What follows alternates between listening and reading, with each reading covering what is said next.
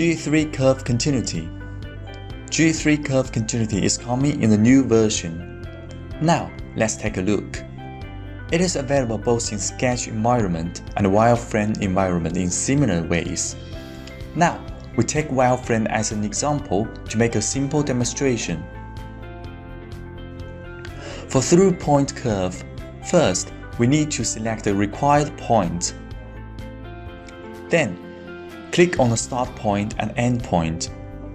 Then you can switch to the continuity type to flow to get G3 continuity.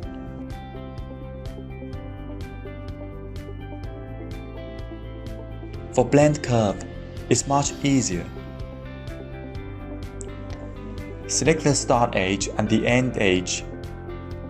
Then make the constraints to flow.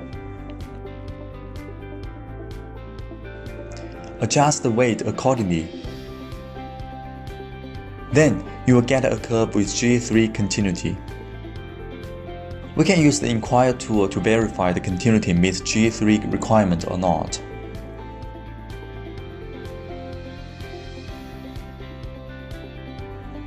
It makes a surface based on these curves.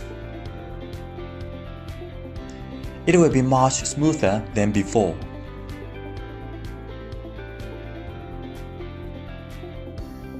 G3 curve continuity allows designers to make smoother surfaces and create more possibilities.